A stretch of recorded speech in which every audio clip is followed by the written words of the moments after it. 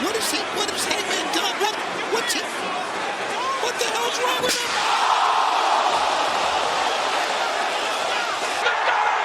That killed him! Oh my God! As God is my witness, he is broken in half.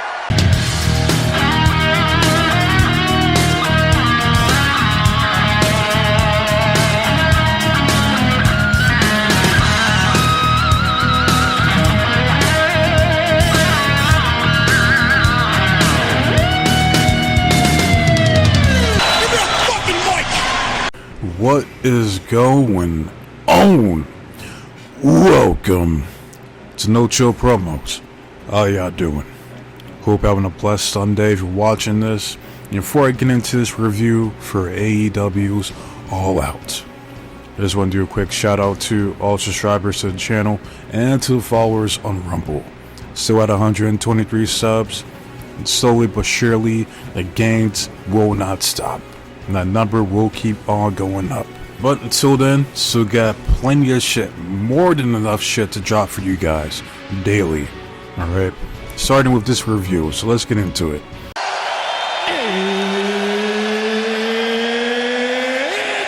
Time! Now, to start off the show, we get Mr. Maximus Jacob Friedman versus Danny Boy Daniel Garcia. Alright. Prior to this match, I had Daniel Garcia getting the win here because he needed it. I said this in my predictions video that I'm not a fan. Like, I hate these half-ass pushes that they do in these wrestling companies. Like, if you're gonna push this dude, then go all in. Alright, if you're gonna push Danny Boy, then fucking push him.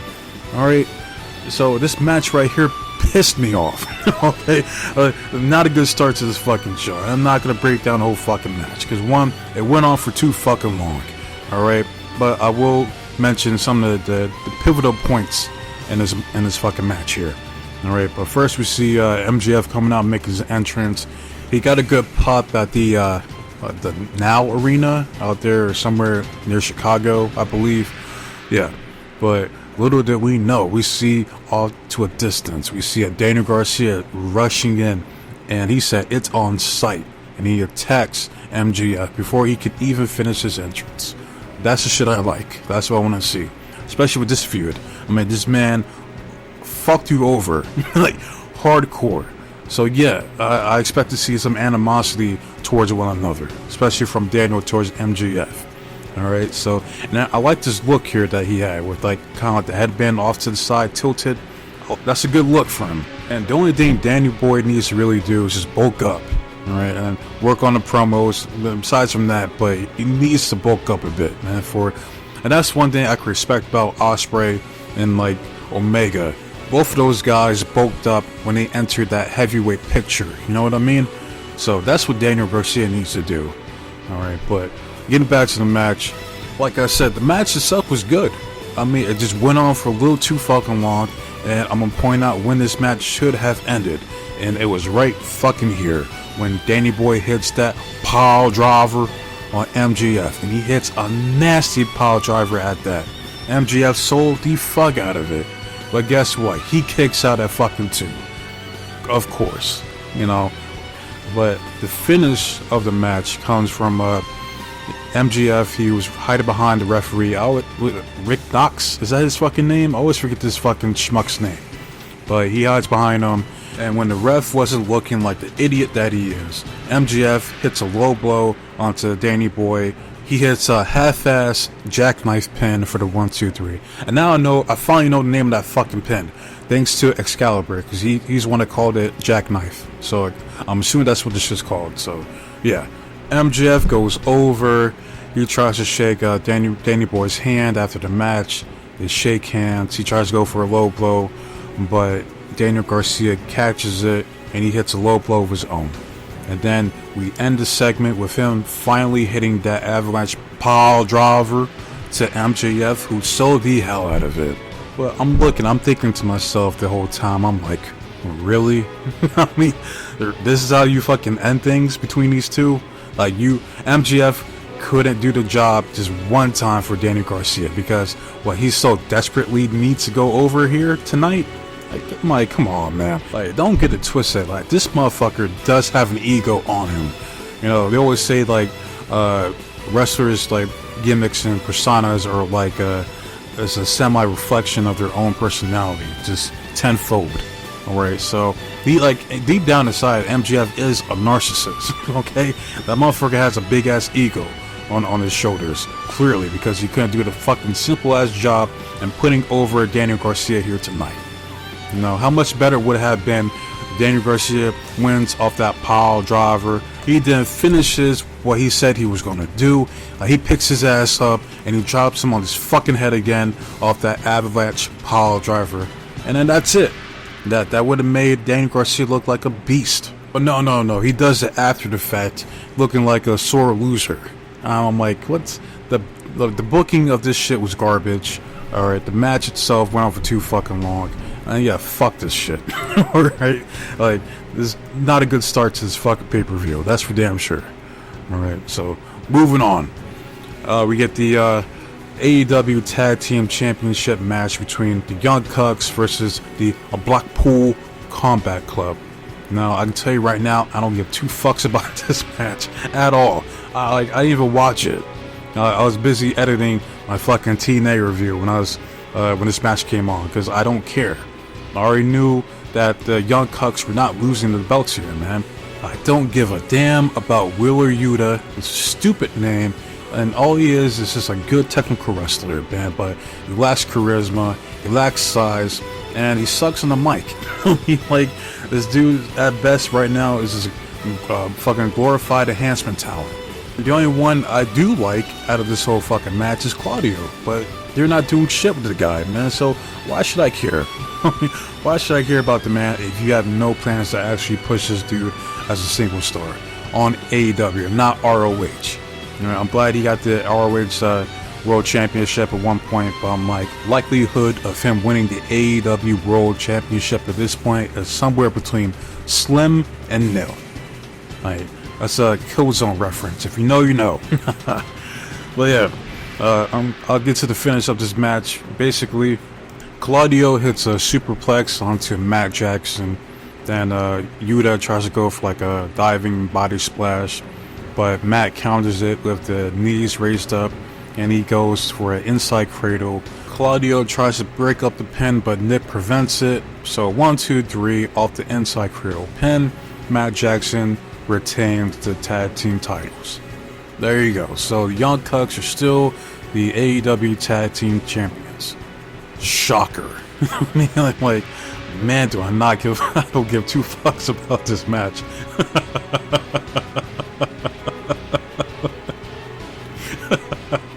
I'm sorry, I don't care, man. But yeah, moving on. This is where business starts to pick up here. As next we get the International Championship match between Mr. Bruv, Will Ospreay, versus the Bastard, Pac. And this match went exactly how I said it was going to go down. High-flying, high-octane action, and no selling. Right? Yeah, maybe it's just me, but I was watching this match and I'm like, Pac is outworking Ospreay here. Like, let me know if you feel the same way in the comment section, because I'm watching, and Pac's still that dude. He's still that nigga when it comes to this high-flying shit. Alright, one of the best high flyers of all fucking time. The shit that he was doing in this match, not many people can do. Alright, and as much as I like the Bastard, he was not going over here tonight. And you know why? Because they're going to set up Ospreay versus Ricochet 2. I didn't even watch the first match. Now, after all this time, I've yet to go out my way to watch that bullshit, because I don't care. I don't give a fuck about Ospreay versus Ricochet 2, 3. They could do a best of 7 series. I still wouldn't care. Honestly, I like Ospreay, cool, but he ain't my favorite. But right now, he is Con Man's favorite, 100%. You know, he surpassed Orange Cassidy. He surpassed fucking Darby Allin and MJF and Jungle Boy, all those fuckers. All right, he's the number one in Con Man's eyes right now. All right, so right now he's getting the push. So Unfortunately, Pac just has to continue to wait. I don't think that that World Championship run for Pac is ever coming. I don't think so, honestly. So yeah, as far as the match itself, it was good. I would say for what it was. The crowd was definitely into it because the crowd likes Ospreay and the crowd likes Pac because these two are like two of the best athletes in AEW. All right, so this was mainly a display or showcase of their athleticism, especially for Pac with all those fucking Hurricanrana counters he was doing out of nowhere, fucking crazy. But one of my favorite spots here in this match was when Pac hits his Avalanche Brainbuster onto Will, and the way he sold it, and then this beautiful, you know that shit hurt, but it was well executed, 100%. Right. Fast forward, there's a bunch of counters. Like there's at one point, if like a Pac did a Sky Twister, if like Ospreay does a Sky Twister of his own, even though it wasn't as good. He hits like a form off the barricade and shit like that. Like Pac does like a German like suplex onto the ring apron. But one of the spots that I like here was when Pac was going for like a moonsault. Ospreay catches him, but Pac counters it into a tornado DDT. And the way Ospreay sold that shit too. And that's what Ospreay needs to focus on. He needs to polish his selling, man. That's like the weakest part of his game. Some say his promos, but I like his promos mainly because of his accent. If he didn't have his little British accent, yeah, he would suck. But somehow he makes it work. All right, but yeah. Fast forward, there's at one point to where this was after like Pac hits like a Liger bomb onto Will for the 2 count, and he hits like a bunch of Hurricanrana counters from Will trying to hit the Stormbreaker on him. But fast forward to near the finish of the match. This shit right here should have been the finish, in my opinion. But like Pac tries to go for like a Super Hurricanrana onto Will. Will lands on his feet. Then he runs and hits like that's probably my favorite move he does. Honestly, that flying running hidden blade he does, because he fucking looks like he kills his opponent. All right. I love the way he fucking does that shit, man. Just throws his whole fucking body weight into that motherfucker, right? And Pac sells it like he does a fucking Rikishi bump off that shit. That should have been the fucking finish right there. No. He had to go. He had to get some more extra shit in. All right. That fucking Will tries to go for Stormbreaker one more time. Pac counters it with another Hurricanrana pin. He kicks out of 2. Will then picks his ass up for a Styles Clash and finishes him off with a hidden blade for the 1, 2, 3. But like I said, that flying hidden blade of his is a thing of beauty. The 2 people I've seen so far that sold it the best was Speedball Mike Bailey and now Pac. Sold the fuck out of it. Right, but yeah, Ospreay retains his title. Shocker. He's not gonna lose in his first fucking title defense, man. Not gonna happen. We see, Ricochet, who couldn't get a match on this pay-per-view, watching from the monitor in the back. Like, he was like, okay, alright, I got next. Obviously, again, as I alluded to earlier, I want to set up Ospreay versus Ricochet Part 2. Whoop-de-doo, I don't care. But we move on to the next match. And that's the Chicago, but they're not in Chicago, street fight. With Willow Nightingale versus Chris Stacklander. Well, real quick, I gotta point some things out here. Big ups to Stokely with that belly shirt. Like, I see you, bruh. Like, if you haven't seen Belly, it's a grimy ass hood flick. It's been a minute since I've seen that shit. It starts with, in my opinion, the best rapper of all time, Mr. Nasir Jones, Nasty Nas, aka Nas. And rest in peace to DMX. And it's been a minute since I watched that movie. But yeah, I popped when I see that shit. I was like, yo, I was like, oh shit. I'm like, see, that's why Stokely's the man right there. Just shit like that. We seeing Willow Nightingale come out next, looking good. But she had a serious look on her face, like she's ready to fuck shit up. Alright. Even though I don't know if her outfit was like inspired by someone, I'm not sure. If you know, put that shit in the comment section. But before the match starts, we see Stokely give Chris Statlander a chair. and on the chair it says "Rest in Peace, New Jack."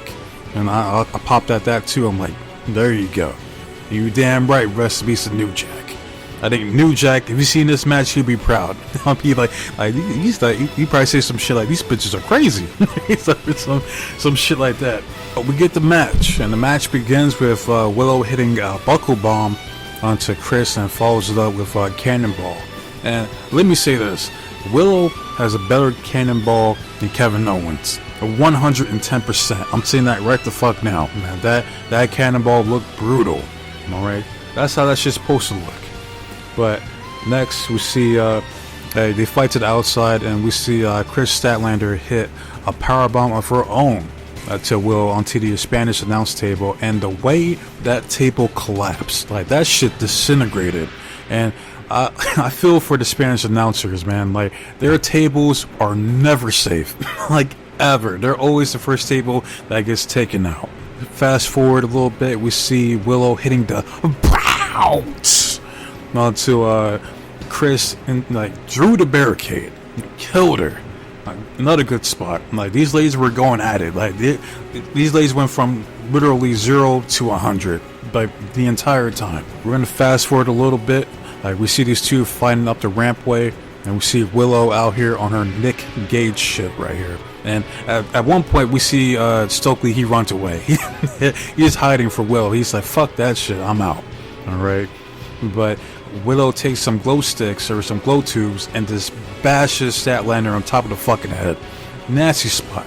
To the point where we see Chris starts to, she blades at one point because of it. Alright. Fast forward, we see Chris hit a spear onto Willow, onto some tables that were set off to the side.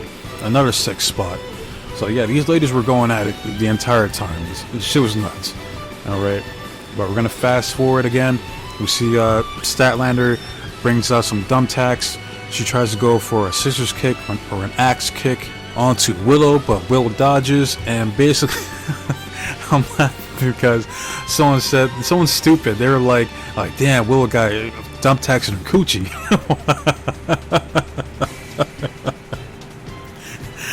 People are fucking stupid, man. I'm sorry, that made me laugh. But yeah, she misses, and we see her land on top of the thumbtacks, and that shit was painful. Like, Chris crying out in pain was legit.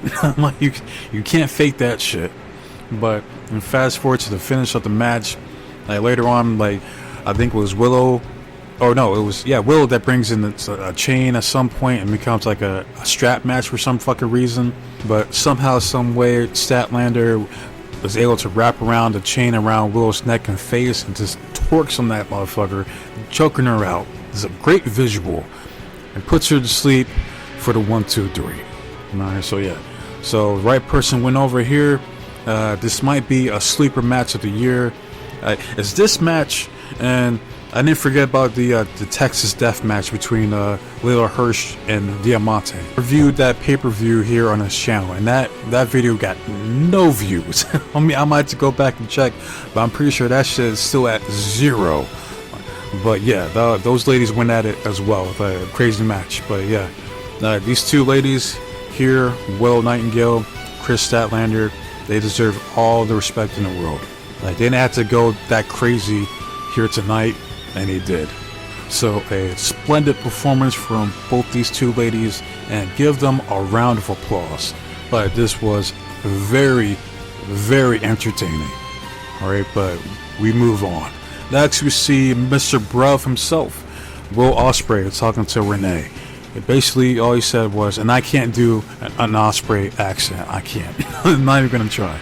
But he was like, bruv, you know, like, Pac was one hell of a first challenge for this Intercontinental Championship, and he wants to run it back.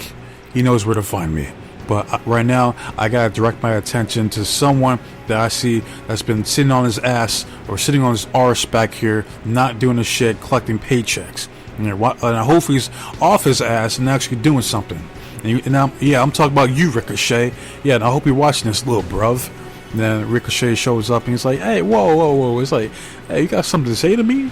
It's like, I hear you back here talking mad shit, man. What you got to say to me, bruh? And Will was like, yeah, why don't you get off your ass? Like, you just got here. I mean, like, why don't you get off your ass, stop collecting paychecks, and do something? You know, you want to step up to me? Why don't you win a few matches first? Then we can talk. And I'm like, there you go. Thank you, Will, for this. I appreciate this because he called him out on this bullshit right into his fucking face. Talking about, oh, I'm just here to have fun at AEW. Man, shut your ass up. Will ain't trying to hear that shit.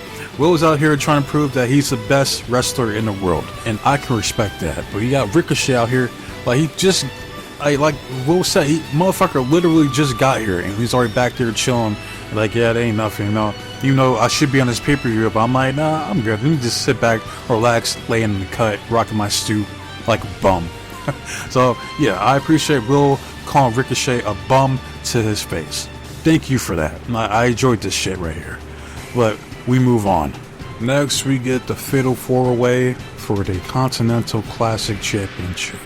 You got the champion, the Rainmaker, Kazuchika Okada. He's going up against Mr. Freshly Squeezed, Orange Cassidy, the current reigning, defending ROH World Champion, my nigga, Mark Briscoe, and the Alpha, Konosuke Takeshita. Alright? This was a good Fatal 4-Way, I'm not gonna lie. Alright? I'm not gonna get into too much details about this match, but it was good. You know, everybody got their time to shine. Even though I would say Mark Briscoe impressed me the most here in this match. Like, he was going in. He was going crazy in this match. Alright? But they also teased at one point, there was a little back and forth between Konosuke and Okada. And the crowd popped. Like, the crowd wants this match. The world wants to see this match. Like, we want to see two of your best Japanese talents going at it for the first time ever, if I'm not mistaken, one-on-one. They gave us a little teaser here, which is cool, but we need to see the match. Alright, this needs to be a feud, matter of fact. But the finish of the match comes from Okada dodging the orange punch from Orange Cassidy. He sets up the Rainmaker, like, it knocks the hell out of him for 1, 2, 3. Alright, and I appreciate that Orange Cassidy lost here, because I don't want Konosuke to lose here, and I damn sure don't want Mark Briscoe to lose, because he is still the ROH World Champion. Because if that was the case, that means Okada pinned the ROH World Champion, so he should have a shot at Mark's title, you know, and you don't want that. So OC losing here made most sense, you know, right? And he did his thing too. Now people shit on Orange Cassidy, you know, that he's a meme, that he makes his shit look so fucking fake and goofy, and I get all that. But when it comes to these big matchups, he never misses. I mean, like, when he shoots, he does not miss. I will say that. But yeah, as predicted, Okada retains his belt because, again, he's not losing his title in the Fatal 4-Way. When he loses it, it's to put over somebody. All right, that's what's gonna happen. And most likely, that guy he's gonna put over is most likely gonna be Konosuke. And I'm all for it. Konosuke needs some fucking singles gold in this damn company. It's been too fucking long. So make this shit happen. I'm all for it. But we move on. And next, which might be the worst match of the night. It's a toss-up between this and the tag team match of the Cucks versus the BCC. I don't know which one's worse. I might say this match right here. Honestly. And that's for the TBS Championship. We got the CEO, Miss Mercedes Moné, defending her belt against Hikaru Shida. And let me say this real quick before I get into the match, which I don't have that much to say about it, but this was the drizzling shits. This was worse than that Britt Baker match at fucking All in my opinion. Like, this was trash. I mean, garbage.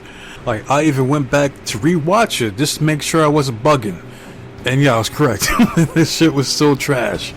Like, from fucking just like some of the sloppy transitions and like sloppy sunset bombs and strikes from both parties. Alright, like, I think it was mainly a lack of chemistry between the two. I think that's the issue in this match. Yeah, this wasn't it. I know they tried their best to assemble what looked like a competent match, but yeah, this this was not it. I'm not here to sugarcoat shit. This was shit. Or from like sloppy strikes, sloppy execution on moves, no selling. I remember it was like Monet hits that backstabber that she does, and she doesn't no sells it. She just pops her ass back up and hits a German suplex. I'm like, what the fuck was that? Oh, Jesus. But the most egregious shit I've seen in this match was when Shida hits her finisher like that. I guess it's like the kind of like a spinning roundhouse kick or knee that she does. Calls it the katana or some shit like that. She hits it, tries to pin Monet, and Monet just practically no sells it, kicks out that fucking one, and then rolls out the fucking ring. I'm like, what is this match? I mean, like this.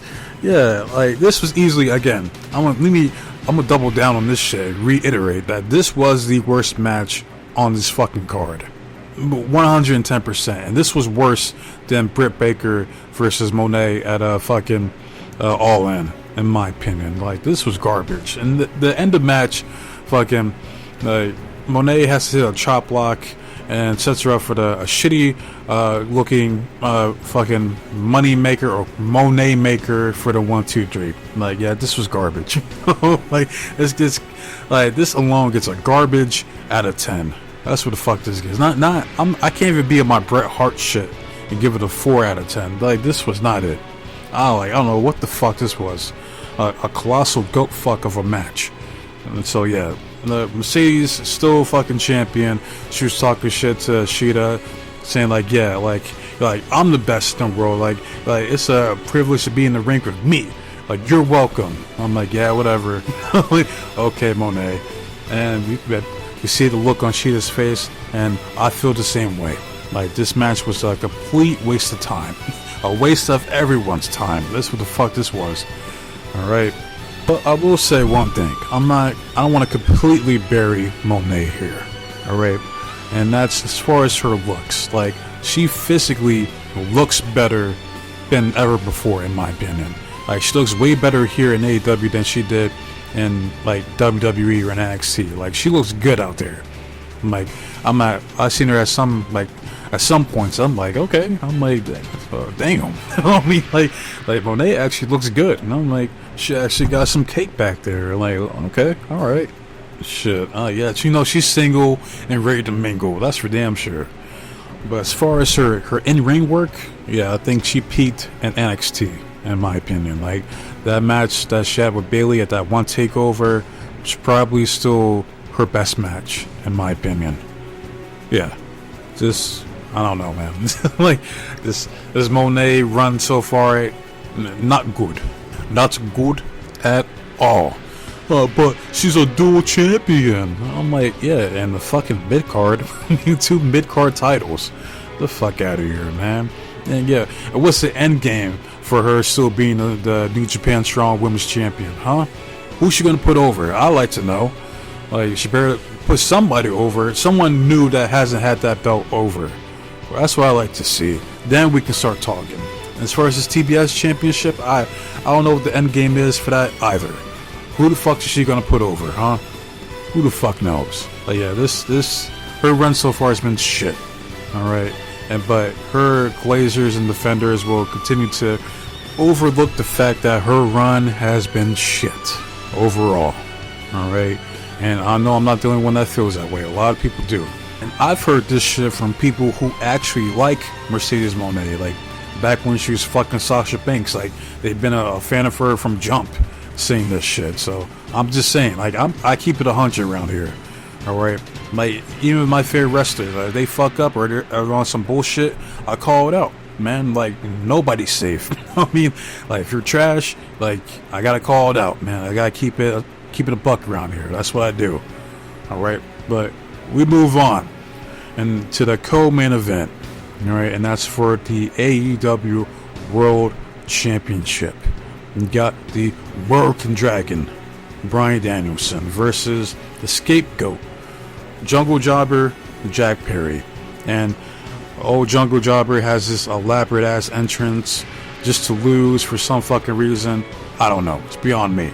Like, imagine wasting all that production just for this man to lose. acting like he's like this big star. Come on, man. Like, fucking Bryan Danielson looks bigger than you out there, man. Get the fuck out of here. But he pulls up in his Jeepers Creepers whip, trying to look like a badass, but it fails.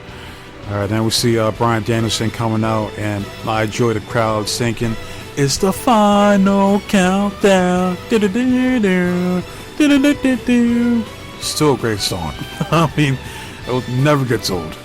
Alright, now, I can tell you right now, I could give two fucks about this match, mainly because I don't care about Jungle Jobber, and I know that Danielson ain't losing here tonight.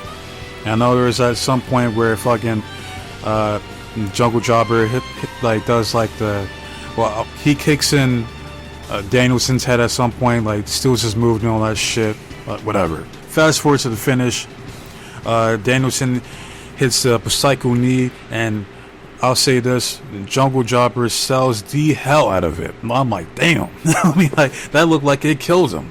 Like, I'll give him props on that. He sold the fuck out of that Psycho knee.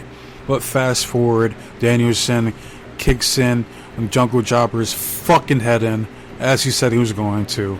He hits the Psycho knee one more time, but before he does, we see fucking Jungle Jobber doing the Raven pose. Like, like, bro actually thinks he's Raven for some reason, but he lacks the size or the charisma of Raven. Alright? But Danielson says, fuck that, I don't give a shit, hits the Psycho knee, puts his ass down for the 1, 2, 3.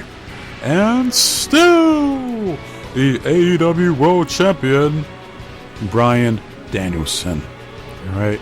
And the crowd is behind him the entire time. This is what a babyface champion looks like.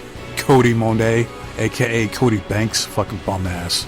But then we see Killswitch coming out of nowhere. He hits the headbutt to Danielson, he falls down, and then we get the short-lived reunion of the Jurassic Express, of Jungle Jobber and Luchasaurus.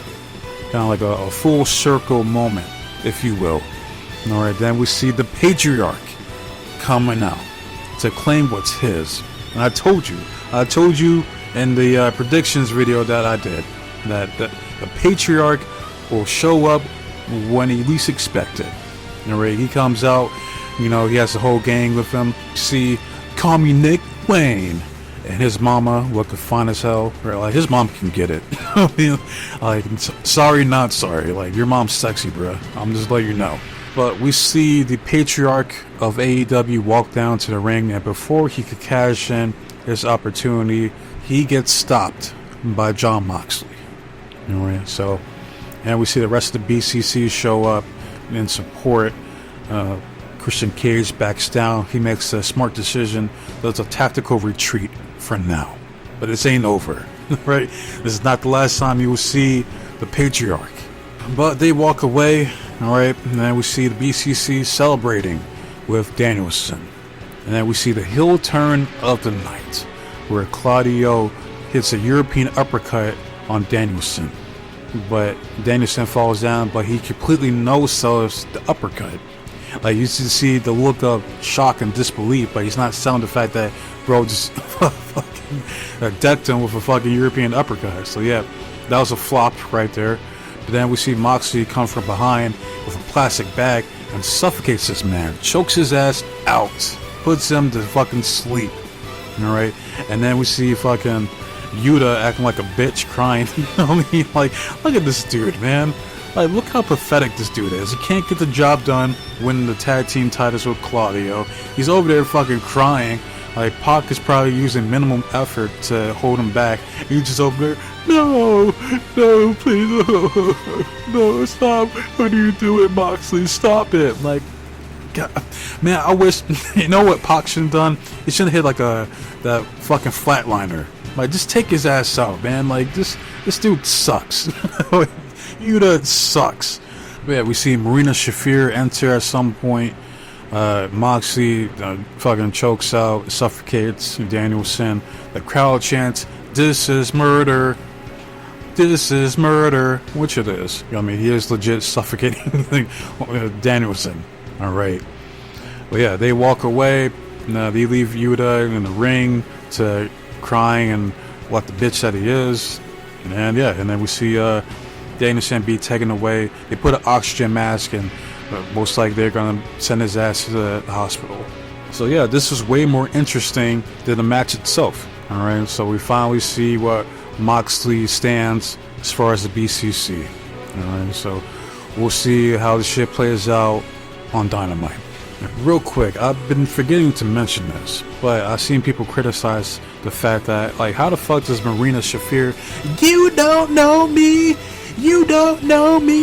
gets called up before people like fucking Athena, the longest reigning ROH Women's Champion in history, Billy Starks, or Queen Amanita, or fucking Red Velvet, Layla Gray, fucking Layla Hirsch, Diamante, all those women down there in ROH. What? Wish I had an answer for you. Like, I don't know, man. I guess Marina has the right look, because you know how the BCC acts like they're like pseudo Brazilian Jiu-Jitsu practitioners, and I do believe Marina is legit. I think she does have like actual like combat experience or MMA experience. So yeah, that makes sense, I guess. But hey, it is what it is, man. I don't fucking know when Athena's getting called up to fucking Dynamite or Collision. Who the fuck knows, man? I already did a video about that, but I digress. So let's move on to the main event. Well, it looks like the fight's already started. It's time for the main event. All right, and that's that lights out, unsanctioned steel cage match between Adam Arsonist Page versus Swerve B&E Strickland. All right, and they were hyping this match up the entire night. And let me tell you right now, this match exceeded expectations. Honestly, like this was insane. And I don't ever say that about a match, but this was a spectacle, I must say.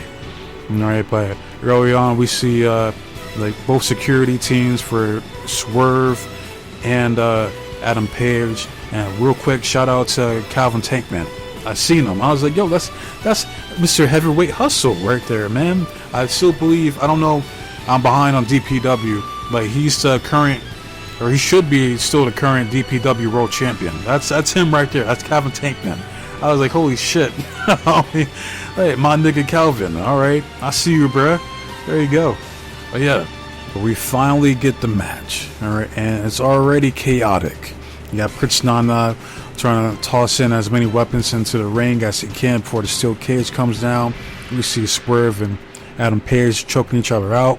And I like the angle because it looks like like these two, like these guys don't fuck around. They're gonna get decapitated from the steel cage. So we see Prince Nana push them, both these dumbasses, back into the ring.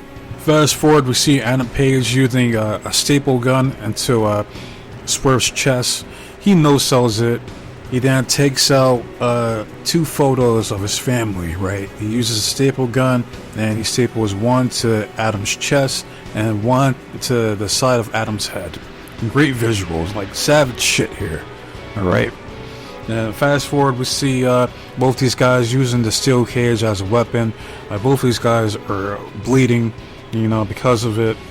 All right, fast forward, we see Swerve hitting the buckshot lariat, but he uses the referee to do the lariat. It wasn't clean, but it was still impressive. All right, fast forward, we see Swerve hitting the lawn dart move that Johnny Gargano does to Adam Page to a chair that was propped up in the corner. The way he hit it, man, that shit looked painful. All right, fast forward again, we see Swerve hitting the Gringo Killer, or the Cop Killer, as Homicide made famous, onto a cinder block that Swerve brought out into the middle of the ring. And you see the edge, like you can see it right there, like the lower back of Hangman Page got all that fucking cinder block, man. Like, and you can see the close up here, and I'm like, oof. And that's gonna leave a mark. Like Shawn Michaels once said, all right, gonna need all the Neosporin for that motherfucker. Woof. That's nasty. That's nasty work right there. All right. We fast forward. We see Swerve again. He has like that Swerve stomp onto Adam Page on top of the table. Great visual. fast forward, we see Adam Page bringing out a piece of charred wood from Swerve's house that he burned down.